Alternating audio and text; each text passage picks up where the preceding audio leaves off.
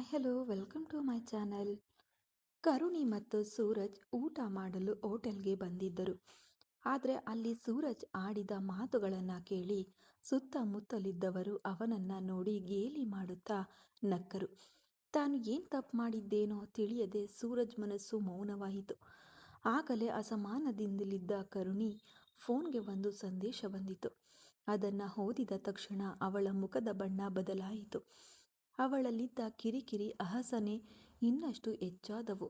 ಅಸಲಿಗೆ ಅಲ್ಲಿ ಏನಾಗಿತ್ತು ಎಂದರೆ, ಸೂರಜ್ ಸ್ವಲ್ಪ ಸಮಯದ ಮುಂಚೆ ತಾವಿಬ್ಬರು ಒಟ್ಟಿಗೆ ತೆಗೆಸಿಕೊಂಡಿದ್ದ ಫೋಟೋವನ್ನು ಮೈ ಬ್ಯೂಟಿಫುಲ್ ವೈಫ್ ಬ್ಯೂಟಿಫುಲ್ ಬದಲಿಗೆ ಬ್ಯೂಟಿಫುಲ್ ಎಂದು ತಪ್ಪಾಗಿ ಬರೆದು ಫೇಸ್ಬುಕ್ನಲ್ಲಿ ಪೋಸ್ಟ್ ಮಾಡಿದ್ದ.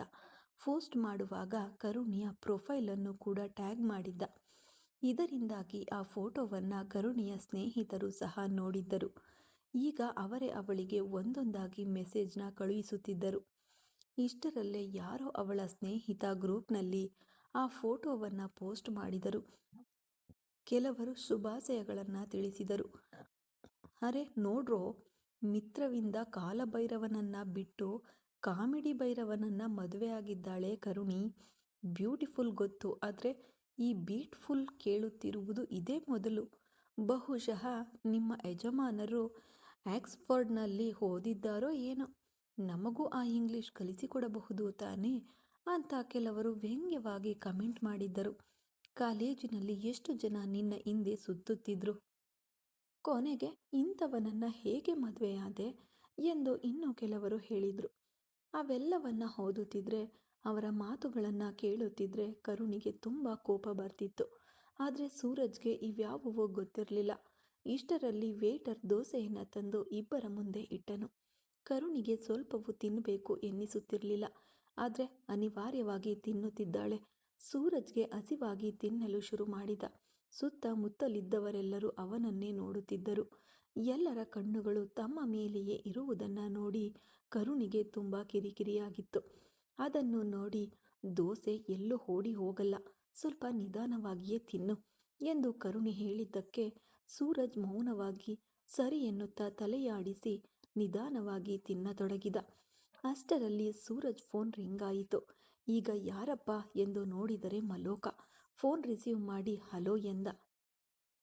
ಹಲೋ ಅಣ್ಣವ್ರೆ, ಇಷ್ಟೇ ತಾನೇ ಮುಖ ಪುಸ್ತಕದಲ್ಲಿ ನಿಮ್ಮ ಫೋಟೋ ನೋಡಿದೆ. ಇಬ್ಬರು ತುಂಬ ಚೆನ್ನಾಗಿದ್ದೀರಾ. ಈ ಮುಖ ಪುಸ್ತಕ ಅಂದರೆ ಏನು ಕಣೋ? ಫೇಸ್ ಅಂದರೆ ಮುಖ, ಬುಕ್ ಅಂದರೆ ಪುಸ್ತಕ, ಎರಡನ್ನು ಸೇರಿಸಿ ಹಾಗೆ ಅಂದೆ ಅಣ್ಣವ್ರೆ. ನಿನ್ನ ಈ ಬುದ್ಧಿವಂತಿಕೆಗೆ ಕಡಿಮೆ ಏನಿಲ್ಲ. ನಿಜವಾಗಿಯೂ ಫೋಟೋ ಚೆನ್ನಾಗಿದೆಯಾ ಎಂದು ಸೂರಜ್ ನಗುತ್ತಾ ಕೇಳಿದ. ನಿಮ್ಮ ದೃಷ್ಟಿಯೇ ತಗಲುವಂತಿದೆ. ಸೀತಾರಾಮರ ತರಹ ಭಲೆ ಜೋಡಿಯಾಗಿದ್ದೀರಾ. ಸ್ವಲ್ಪ ದೃಷ್ಟಿ ತೆಗೆಸಿಕೊಳ್ಳಿ. ಆ ಮಾತಿಗೆ ಸೂರಜ್ ಉಬ್ಬಿ ಹೋದನು. ಅವನ ಮುಖದಲ್ಲಿ ಕೋಟಿ ಕಾಂತಿಗಳು ಮೂಡಿದವು. ಅರೆ, ಆ ಫೋಟೋವನ್ನು ಅಜ್ಜಿ ಮತ್ತು ಅಮ್ಮನಿಗೂ ತೋರಿಸೋ. ಹಾಗೆಯೇ ಸಾಧ್ಯವಾದರೆ ನಮ್ಮ ಗಿರಿಗೆ ಹೇಳಿ ಒಂದು ಫ್ರೇಮ್ ಮಾಡಿಸಲು ಹೇಳು. ನಾವು ಹೊರಗಡೆ ತೆಗೆಸಿಕೊಂಡ ಮೊದಲ ಫೋಟೋ ಇದು. ನನಗೆ ತುಂಬ ಇಷ್ಟವಾಯಿತು ಕಣೋ. ಸರಿ, ನಾನು ಆ ಕೆಲಸದಲ್ಲೇ ಇರುತ್ತೇನೆ ಅಣ್ಣವ್ರೆ. ಹಾಗೆಯೇ ನಾಳೆ ನಾವು ಆ ಸುಬ್ಬನ ಅಂಗಡಿಯಲ್ಲಿ ಕೊಂಡುಕೊಂಡೆವಲ್ಲ ಆ ನೀಲಿ ಬಣ್ಣದ ಹೂವಿನ ಶರ್ಟ್, ಅದನ್ನೇ ಹಾಕಿಕೊಳ್ಳಿ. ಅದರಲ್ಲಿ ನೀವು ಬಲೆ ಮಿಂಚುತ್ತೀರಾ. ನಾನು ಕೂಡ ಅದನ್ನೇ ಹಾಕಿಕೊಳ್ಳೋಣ ಅಂದುಕೊಂಡಿದ್ದೆ ಕಣೋ. ಹೌದು, ಊರಲ್ಲಿ ಎಲ್ಲರೂ ಹೇಗಿದ್ದಾರೆ? ಗಂಗಾ ಮೇಯುತ್ತಿದ್ದಾಳಾ? ಹೀಗೆ ಇಬ್ಬರು ನಗುತ್ತಾ ಮಾತನಾಡುತ್ತಿದ್ರು. ಸೂರಜ್ ಫೋನಿನಲ್ಲಿ ತುಂಬ ಜೋರಾಗಿ ಮಾತನಾಡುತ್ತಿದ್ದರಿಂದ ಎಲ್ಲರೂ ತಮ್ಮ ಕಡೆಯೇ ನೋಡುತ್ತಿದ್ರು. ಅವರ ನೋಟದಲ್ಲಿ ತಮ್ಮ ಮೇಲೆ ಅಸಹ್ಯ, ಕೋಪ, ಕಿರಿಕಿರಿ ಕಾಣಿಸುತ್ತಿತ್ತು. ಇನ್ನು ಕರುಣಿಗೆ ಅಲ್ಲಿ ಒಂದು ಕ್ಷಣವೂ ಇರಲು ಮನಸ್ಸಾಗಲಿಲ್ಲ. ಎದ್ದು ಹೊರಗೆ ನಡೆದಳು. ಅದನ್ನು ನೋಡಿ, ಅರೆ, ಆಮೇಲೆ ಮಾಡುತ್ತೇನೆ ಎನ್ನುತ್ತಾ ಸೂರಜ್ ಫೋನ್ ಇಟ್ಟನು. ತಾನು ಕೂಡ ಪ್ಲೇಟ್ ತೆಗೆದುಕೊಂಡು ಮೇಲಕ್ಕೆ ಎದ್ದನು. ಬಿಲ್ ತಂದು ಅವನ ಮುಂದೆ ಇಟ್ಟರು. 2 ದೋಸೆಗೆ 300 ರೂಪಾಯಿಗಳೇ ಎಂದು ಆಶ್ಚರ್ಯಪಟ್ಟನು. ಆದರೆ ತಿಂದ ಮೇಲೆ ದುಡ್ಡು ಕಟ್ಟಲೇಬೇಕಲ್ಲ ಎಂದು ಕಟ್ಟಿ ಹೊರಗೆ ಬಂದನು. ಹೋಟೆಲ್ ಹೊರಗಡೆ ಕರುಣಿ ಮೆಟ್ಟಿಲುಗಳ ಮೇಲೆ ಕುಳಿತಿದ್ದಳು. ಏನಾಯಿತು ಕರುಣಿ, ಹಾಗೆ ತಿನ್ನದೆ ಮಧ್ಯದಲ್ಲೇ ಬಂದುಬಿಟ್ಟೆ? ದೋಸೆ ಇಷ್ಟವಾಗಲಿಲ್ವೇ? ಬೇಕಿದ್ದರೆ ಬೇರೆ ಹೋಟೆಲ್ಗೆ ಹೋಗೋಣವಾ? ನಡೆಯಲು ಕಷ್ಟವಾದರೆ ನಿನಗೆ ಏನು ಬೇಕೋ ಹೇಳು ಕರುಣಿ, ನಾನೇ ಹೋಗಿ ಪಾರ್ಸಲ್ ತರುತ್ತೇನೆ ಎಂದು ಕೇಳಿದನು. ಸೂರಜ್, ನನ್ನನ್ನು ಸ್ವಲ್ಪ ಹೊತ್ತು ಪ್ರಶಾಂತವಾಗಿ ಬಿಟ್ಬಿಡು ಎಂದು ಕರುಣಿ ಅಂದಳು. ಏನಾಯಿತು ಕರುಣಿ, ಮೈಗೆ ಆರಾಮಿಲ್ಲವಾ? ಎನ್ನುತ್ತಾ ಸೂರಜ್ ಮುಂದಕ್ಕೆ ಬಂದು ಅವಳ ತಲೆಯ ಮೇಲೆ ಕೈ ಇಡಲು ಹೋದನು. ಸ್ವಲ್ಪ ಹೊತ್ತು ಒಬ್ಬಳನ್ನೇ ಬಿಡು ಅಂತ ಒಂದು ಸಲ ಹೇಳಿದ್ರೆ ನಿನಗೆ ಅರ್ಥವಾಗಲ್ವಾ ಎಂದು ಕರುಣಿ ಕೋಪದಿಂದ ಗದರಿದಳು. ಆ ಮಾತಿಗೆ ಸೂರಜ್ ಶಾಕ್ ಆಗಿ ಹಾಗೆ ನಿಂತು ಹೋದನು. ಈಗ ನಾನೇನ್ ಮಾಡಿದ್ದೆ ಕರುಣಿ ಎಂದು ಕೇಳಿದನು. ಏನ್ ಮಾಡಿದ್ದೀಯಾ? ಅಸಲು ನಮ್ಮಿಬ್ಬರ ಫೋಟೋವನ್ನ ಫೇಸ್ಬುಕ್ನಲ್ಲಿ ಹಾಕಲು ನಿನಗೆ ಯಾರು ಹೇಳಿದ್ರು? ಪೋಸ್ಟ್ ಮಾಡುವ ಮುನ್ನ ಒಂದು ಬಾರಿಯಾದರೂ ನನ್ನನ್ನು ಕೇಳಿದೆಯಾ? ಅದರಲ್ಲೂ ಬ್ಯೂಟಿಫುಲ್ ಅಂತ ಒಂದು ಕ್ಯಾಪ್ಷನ್ ಬೇರೆ, ದೊಡ್ಡ ಇಂಗ್ಲಿಷ್ ಪ್ರೊಫೆಸರ್ ತರಹ. ಆದರೂ ಹೋಟೆಲ್ನಲ್ಲಿ ಏನಿರುತ್ತೆ, ಫೋನ್ನಲ್ಲಿ ಹೇಗೆ ಮಾತನಾಡಬೇಕು, ಅಸಲು ಹೊರಗಡೆ ಬಂದಾಗ ಹೇಗೆ ನಡೆದುಕೊಳ್ಬೇಕು ಅಂತ ನಿನಗೆ ತಿಳಿಯಲ್ವಾ? ಕನಿಷ್ಠ ಜ್ಞಾನವಾದರೂ ಇದೆಯಾ ನಿನಗೆ ಎಂದು ಕೋಪದಿಂದ ಕಿರುಚಾಡಿದಳು. ಸೂರಜ್ಗೆ ಏನು ಸಮಾಧಾನ ಹೇಳಬೇಕೋ ತಿಳಿಯಲಿಲ್ಲ. ಮೌನವಾಗಿ ಕ್ಷಮಿಸು ಕರುಣಿ ಎಂದು ಮಾತ್ರ ಹೇಳಿದನು. ಆದರೆ ಕರುಣಿ ಅದನ್ನು ಕೇಳಿಸಿಕೊಳ್ಳದೆ ಅಷ್ಟರಲ್ಲೇ ಅಲ್ಲಿಂದ ವೇಗವಾಗಿ ಹೋಗಿ ಕಾರಿನಲ್ಲಿ ಕುಳಿತಳು. ಸೂರಜ್ಗೆ ಏನು ಮಾಡಬೇಕೋ ತೋಚಲಿಲ್ಲ. ಅಸಲಿಗೆ ತಾನು ಮಾಡಿದ ತಪ್ಪಾದರೂ ಏನು ಎಂಬುದು ಅವನಿಗೆ ಅರ್ಥವಾಗಲಿಲ್ಲ. ಸುತ್ತಲೂ ದಾರಿಯಲ್ಲಿ ಹೋಗುವವರೆಲ್ಲ ಅವನನ್ನೇ ನೋಡುತ್ತಿದ್ದರು. ಇಷ್ಟು ದಿನಗಳ ಜೀವನದಲ್ಲಿ ಎಂದೂ ಅವನಿಗೆ ಒಂಟಿಯಾಗಿರಬೇಕು ಎನ್ನಿಸಿರಲಿಲ್ಲ. ಆದರೆ ಮೊದಲ ಬಾರಿಗೆ ಸುತ್ತಲಿರುವ ಮನುಷ್ಯರೆಲ್ಲ ಮಾಯವಾಗಿ ಬಿಟ್ಟರೆ ಎಷ್ಟು ಚೆನ್ನಾಗಿರುತ್ತೆ ಎನ್ನಿಸಿತು. ಒಳಗಿನಿಂದ ಅಳಲಾಗದ ನೋವು ಉಮ್ಮಳಿಸಿ ಬರುತ್ತಿದ್ದರೂ ಬಲವಂತವಾಗಿ ತಡೆದುಕೊಂಡು ಬಂದು ತಾನು ಕೂಡ ಕಾರು ಹತ್ತಿದನು. ಕಾರು ಚಲಿಸಿತು. ಸೂರಜ್ ಕರುಣಿಯ ಕಡೆ ನೋಡಿದನು. ಅವಳು ಕಿಟಕಿಯಿಂದ ಹೊರಗೆ ನೋಡುತ್ತಿದ್ದಳು. ಸೂರಜ್ ಮನಸ್ಸನ್ನ ಯಾರೋ ಹಿಂಡಿದಂತೆ ನೋವಾಗುತ್ತಿತ್ತು. ಫೇಸ್ಬುಕ್ ಓಪನ್ ಮಾಡಿ ತಾನು ಪೋಸ್ಟ್ ಮಾಡಿದ್ದ ಫೋಟೋವನ್ನು ಡಿಲೀಟ್ ಮಾಡಿಬಿಟ್ಟನು. ದಾರಿಯಲ್ಲಿ ಆಪಲ್ ಹಣ್ಣುಗಳು ಕಾಣಿಸಿದಾಗ ಕಾರನ್ನು ಒಂದು ಕಡೆ ನಿಲ್ಲಿಸಲು ಹೇಳಿ 1 kg ಹಣ್ಣುಗಳನ್ನು ಕೊಂಡು ತಂದನು. ಕರುಣಿ ಟಿಫನ್ ಸರಿಯಾಗಿ ತಿನ್ನಲಿಲ್ವಲ್ಲ, ಹಸಿವಾದರೆ ಇರಲಿ ಎಂಬುದು ಸೂರಜ್ ಆಲೋಚನೆಯಾಗಿತ್ತು. ಆದರೆ ಕರುಣಿ ಮಾತ್ರ ಅದ್ಯಾವುದನ್ನು ಪಟ್ಟಿಸಿಕೊಳ್ಳದೆ ಹೊರಗೆ ನೋಡ್ತಿದ್ಲು. ಸೂರಜ್ ಮೌನವಾಗಿ ತಂದ ಆಪಲ್ ಹಣ್ಣುಗಳನ್ನು ಅವಳ ಪಕ್ಕದಲ್ಲಿ ಇಟ್ಟನು. ತನಗೆ ಬೈದಿದ್ದಕ್ಕಿಂತಲೂ ಕರುಣಿಗೆ ಕೋಪ ಬಂದಿದೆಯಲ್ಲ ಎಂಬುದೇ ಅವನಿಗೆ ಇನ್ನೂ ಹೆಚ್ಚು ಸಂಕಟ ತರ್ತಿತ್ತು. ಸೂರಜ್ ಕೂಡ ಕಿಟಕಿಯಿಂದ ಹೊರಗೆ ನೋಡ್ತಿದ್ದನು. ಈ ನಗರಗಳು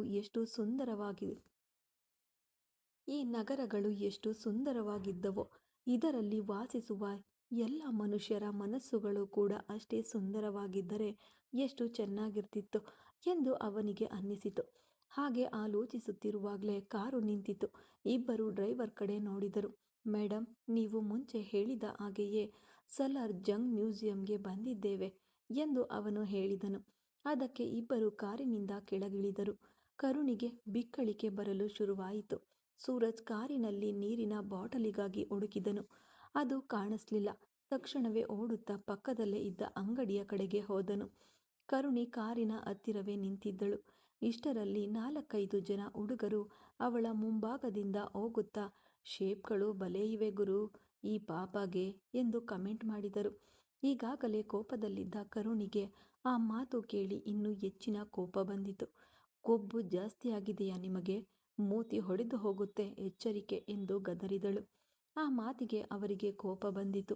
4 ಅವಳ ಹತ್ತಿರ ಬಂದರು. ಅವರಲ್ಲಿ ಒಬ್ಬನು ಏನಂದೆ ಎಂದು ಕೇಳಿದನು. ಕಿವಿ ಕೇಳಿಸ್ಲಿಲ್ವಾ? ಹೇಳಿದ್ದು ಅರ್ಥವಾಗ್ಲಿಲ್ವಾ ಎಂದು ಕರುಣಿ ಕೂಡ ಖಾರವಾಗಿಯೇ ಉತ್ತರಿಸಿದಳು. ನಮ್ಮಪ್ಪ ಯಾರು ಗೊತ್ತಾ? ನಿಮ್ಮಮ್ಮ ಹೇಳಲಿಲ್ವಾ ಎಂದು ಕರುಣಿ ಅಂದಳು. ಆ ಮಾತಿಗೆ ಅವನ ಮುಖ ಸಣ್ಣದಾಯಿತು. ತಡೆಯಲಾರದೆ ಕೋಪ ಬಂದಿತು. ತಡೆಯಲಾರದೆ ಕರುಣಿಯನ್ನ ಒಡೆಯಲು ಕೈ ಮೇಲಕ್ಕೆತ್ತಿದನು. ಆದರೆ ಆ ಕೈ ಗಾಳಿಯಲ್ಲೇ ಇರುವಾಗ ಮತ್ತೊಂದು ಕೈ ವೇಗವಾಗಿ ಬಂದು ಅವನ ಕೆನ್ನೆಗೆ ಬಾರಿಸಿತು. ಆ ದೆಬ್ಬೆಗೆ ಅವನು ಹಾರಿ ದೂರ ಬಿದ್ದನು. ಉಳಿದ 3 ಚೇತರಿಸಿಕೊಂಡು ತಲೆ ಎತ್ತಿ ಎದುರಿಗೆ ನೋಡಿದರು. ಎದುರು ಕರುಣಿಯ ಪಕ್ಕದಲ್ಲಿ ಸೂರಜ್ ನಿಂತಿದ್ದನು. ಅವನ ಕಣ್ಣುಗಳು ಕೋಪದಿಂದ ಕೆಂಪಾಗಿದ್ದವು. ಸೂರಜ್ ತನ್ನ ಕೈಯಲ್ಲಿದ್ದ ನೀರಿನ ಬಾಟಲಿಯನ್ನ ಕರುಣಿಗೆ ನೀಡಿದನು. ಇಷ್ಟರಲ್ಲಿ ಉಳಿದ 3 ಹುಡುಗರು ಚೇತರಿಸಿಕೊಂಡು ಸೂರಜ್ ಮೇಲೆ ಮುಗಿಬಿದ್ದರು. ಸೂರಜ್ ಒಬ್ಬನ ಕೈಯನ್ನ ಹಿಡಿದು ಗಿರಗಿರನೆ ತಿರುಗಿಸಿ ಬಿಸಾಡಿದನು. ತನ್ನ ಮೇಲೆ ಬಂದ 2ನೇಯವನನ್ನು ಒದ್ದನು. ಇನ್ನು 3ನೇಯವನ ಕಿವಿ ಹಿಂಡುತ್ತಾ ಕೆನ್ನೆಗೆ ಬಾರಿಸಿದನು. ಚಿಕ್ಕಂದಿನಿಂದ ಹೊಲದಲ್ಲಿ ಕಷ್ಟಪಟ್ಟು ಕೆಲಸ ಮಾಡಿ ಬೆಳೆಸಿದ ಗಟ್ಟಿ ದೇಹ ಅವನದು. ಅಂತಹ ಸೂರಜ್ ಕೈಯಿಂದ ಒಂದು ಏಟು ತಿಂದ ತಕ್ಷಣವೇ ಅವರಿಗೆ ಕಣ್ಣು ಕತ್ತಲು ಬಂದಂತಾಯಿತು. ಎಷ್ಟು ಧೈರ್ಯವಿದ್ರೆ ನನ್ನ ಹೆಂಡತಿಯ ಮೇಲೆ ಕೈ ಎತ್ತುತ್ತೀರಾ ಕಣ್ರೋ ನೀವು? ಇವತ್ತು ನಿಮ್ಮ ಕತೆ ಮುಗಿಯಿತು. ನನ್ನ ಕೈಯಲ್ಲಿ ಎಂದು ಸೂರಜ್ ಪಕ್ಕದಲ್ಲೇ ಇದ್ದ ಒಂದು ದೊಣ್ಣೆಯನ್ನ ಕೈಗೆತ್ತಿಕೊಂಡನು. ಅದನ್ನು ನೋಡಿ ಆ ಹುಡುಗರು ಹೆದರಿ ಪ್ರಾಣ ಭಯದಿಂದ ಓಡಿ ಹೋದರು. ಸೂರಜ್ ಕೂಡ ಅವರ ಕಡೆ ಹೆಜ್ಜೆ ಹಾಕಿದನು. ಇಷ್ಟರಲ್ಲಿ ಕರುಣಿ ಅವನ ಕೈಯನ್ನ ಗಟ್ಟಿಯಾಗಿ ಹಿಡಿದುಕೊಂಡಳು. ಅದರಿಂದ ಅವನು ಅಲ್ಲಿಗೆ ನಿಂತನು. ಅವನು ಕರುಣಿಯ ಮುಖ ನೋಡಿದನು. ಅವಳ ಕಣ್ಣುಗಳಲ್ಲಿ ಮುಂಚೆ ಇದ್ದ ಕೋಪ ಈಗಿರಲಿಲ್ಲ. ಅವಳನ್ನು ಹಾಗೆ ನೋಡುತ್ತಾ ಇಷ್ಟರವರೆಗೆ ಮನಸ್ಸಿನಲ್ಲೇ ಇದ್ದ ಮಾತುಗಳನ್ನು ಧೈರ್ಯ ಮಾಡಿ ತುಟಿ ಅಂಚಿನಿಂದ ಹೊರ ಹಾಕಿದನು. ಕರುಣಿ, ಫೋಟೋ ಹಾಕುವ ಮುನ್ನ ನಿನ್ನನ್ನು ಒಂದು ಮಾತು ಕೇಳಬೇಕಿತ್ತು. ಆದರೆ ಹೆಂಡತಿ ಅಂದರೆ ನನ್ನಲ್ಲಿ ಅರ್ಧ ಭಾಗ ತಾನೆ. ನೀನು ನನ್ನವಳೇ ಅಲ್ವಾ? ನನ್ನನ್ನು ಏನು ಅನ್ನಲ್ಲ ಎಂಬ ನಂಬಿಕೆಯಿಂದ ಪೋಸ್ಟ್ ಮಾಡಿಬಿಟ್ಟೆ. ಕ್ಷಮಿಸು, ಇನ್ನೊಮ್ಮೆ ಹಾಗೆ ಮಾಡಲ್ಲ. ನಿಜವೇ, ನನಗೆ ಇಲ್ಲಿನ ಸ್ಟಾರ್ ಹೋಟೆಲ್ಗಳಲ್ಲಿ ಏನಿರುತ್ತೆ, ಹೇಗೆ ನಡೆದುಕೊಳ್ಬೇಕು ಎಂದು ತಿಳಿಯದು ಕರುಣಿ. ಏಕೆಂದರೆ ಹುಟ್ಟಿದಾಗಿನಿಂದ ನಾನು ನಮ್ಮ ಊರು ಬಿಟ್ಟು ಹೊರಗೆ ಬಂದವನೇ ಅಲ್ಲ. ಇದೇ ಮೊದಲ ಬಾರಿಗೆ ಬಂದಿರುವುದು. ನಮ್ಮ ಊರಲ್ಲಿ ನಮಗೆ ಇಷ್ಟ ಬಂದಂತೆ ನಾವು ಇರುತ್ತೇವೆ. ಆದರೆ ಇಲ್ಲಿನ ಮನುಷ್ಯರು ತಮ್ಮ ಮುಖಕ್ಕೆ ಮುಖವಾಡ ಹಾಕಿಕೊಂಡಿರುವಂತೆ ಮನಸ್ಸಿಗೂ ಮುಸುಕು ಹಾಕಿಕೊಂಡು ತಿರುಗ್ತಾರೆ ಎಂದು ನನಗೆ ಗೊತ್ತಿರಲಿಲ್ವಲ್ಲ. ಇಲ್ಲಿ ಹೇಗಿರಬೇಕು ಎಂದು ನೀನೇ ನನಗೆ ಹೇಳ್ಕೊಡು ಕರುಣಿ. ನೀನು ಹೇಗೆ ಹೇಳಿದರೆ ಹಾಗೆ ನಡೆದುಕೊಳ್ತೇನೆ. ಅಷ್ಟೇ ಹೊರತು ಹೀಗೆ ಕೋಪದಿಂದ ಮಾತನಾಡಬೇಡ. ನಾನು ಆ ಪೋಸ್ಟ್ನಲ್ಲಿ ಪದವನ್ನು ತಪ್ಪಾಗಿ ಬರೆದಿರಬಹುದು. ಆದರೆ ನಾನು ನನ್ನ ಜೀವನದಲ್ಲಿ ಕಂಡ ಅತ್ಯಂತ ಸುಂದರವಾದ ರೂಪ ಯಾವುದಾದರೂ ಇದ್ದರೆ ಅದು ನಿನ್ನದೇ ಕರುಣಿ. ನನಗೆ ಇಂಗ್ಲಿಷ್ ಬಾರದೇ ಇರಬಹುದು, ಆದರೆ ಪ್ರೀತಿಸುವುದು ತುಂಬ ಚೆನ್ನಾಗಿ ಗೊತ್ತು ಎಂದು ಸೂರಜ್ ತಾನು ಹೇಳಬೇಕಾದ್ದನ್ನು ಹೇಳಿ ಮೆಲ್ಲಗೆ ಮುಂದಕ್ಕೆ ಹೆಜ್ಜೆ ಹಾಕಿದನು. ಕರುಣಿ ಮಾತ್ರ ಅಲ್ಲೇ ಸ್ತಬ್ಧಳಾಗಿ ನಿಂತು ಬಿಟ್ಟಳು. ಅಲ್ಲಿಯವರೆಗೆ ತನ್ನ ಮನಸ್ಸನ್ನು ಆವರಿಸಿದ್ದ ಅಹಂಕಾರದ ಪೊರೆಗಳು ಕಳಚಿಬಿದ್ದು ತಾನು ಮಾಡಿದ್ದ ತಪ್ಪು ಅರ್ಥವಾಗಿ ಕಣ್ಣುಗಳಲ್ಲಿ ನೀರು ತುಂಬಿಕೊಂಡಿತು. ಸೂರಜ್ ಕಡೆ ನೋಡಿದಳು. ಈ ಪ್ರಪಂಚಕ್ಕೆ ನನ್ನ ಗಂಡ ಒಬ್ಬ ಸಾಮಾನ್ಯ ಮನುಷ್ಯ ಇರಬಹುದು, ಆದರೆ ನನಗೆ ಮಾತ್ರ ಅವನೇ ರಾಜ್ಕುಮಾರ ಎಂದುಕೊಂಡಳು. ಆದರೆ ಆ ರಾಜಕುಮಾರನನ್ನು ತಲುಪಲಾಗದ ಶಾಪಗ್ರಸ್ತಗಳು ತಾನು ಎಂದು ನೆನಪಾಗಿ ಅವಳ ಮನಸ್ಸಿನ ಆ ನೋವು ಇನ್ನಷ್ಟು ತೀವ್ರವಾಯಿತು. ಮುಂದುವರೆಯುವುದು ಮುಂದಿನ ಭಾಗದಲ್ಲಿ. ಕತೆ ಇಷ್ಟ ಆದರೆ ಲೈಕ್ ಮಾಡಿ, ಕಮೆಂಟ್ ಮಾಡಿ, ಹಾಗೆ ಸಬ್ಸ್ಕ್ರೈಬ್ ಮಾಡೋದನ್ನ ಕೂಡ ಮರಿಬೇಡಿ. Thank you.